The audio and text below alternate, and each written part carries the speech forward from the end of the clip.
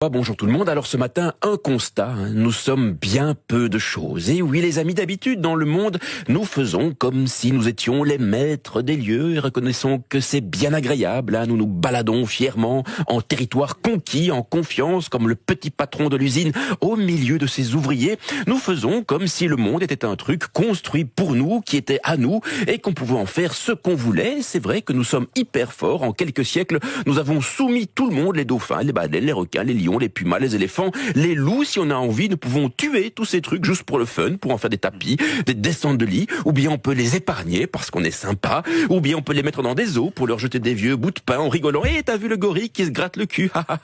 Les plus forts, les plus badass, c'est nous, on n'a rien à craindre, on est bien installés. Quand il pleut, on ferme la fenêtre et on s'en fout de la pluie. Quand il gèle, on allume le chauffage et on s'en fout du froid.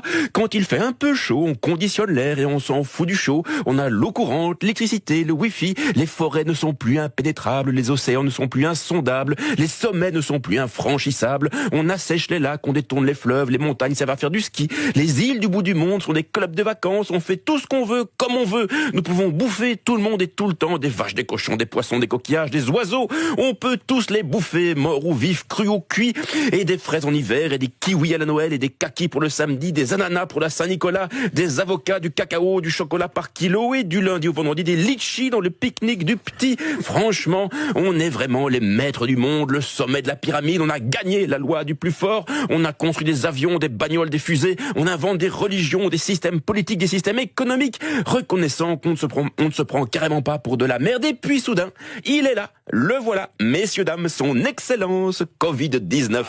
Covid-19, une petite chose sans cerveau, un truc probablement illettré, un truc même pas capable de faire la différence entre une Stella et une Duvel, un truc même pas vraiment vivant, un simple petit paquet d'acide nucléique additionné d'une pincée de protéines. Le Covid-19, quelle incroyable puissance possède ce petit salopard d'à peine 50 nanomètres qui en quelques semaines nous a bien fait comprendre que nous n'étions les patrons de rien du tout, que nous nous bercions d'illusions, que nous étions juste des petits sacs de chair bien vulnérables avec quelques neurones posés dessus. Vous François et vous Antoine et toi plus moi plus lui plus elle, tous des petits sacs de chair, tous fragiles.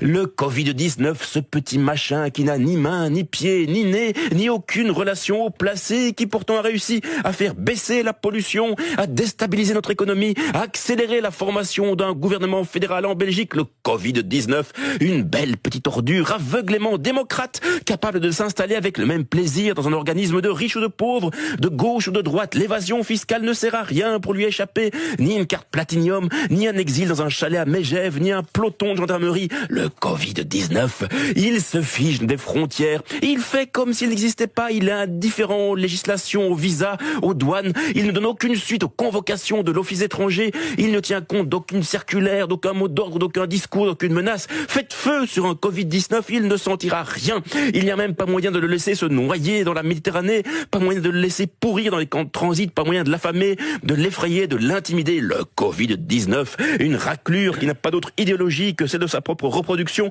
Ça, c'est un point commun que j'ai avec lui.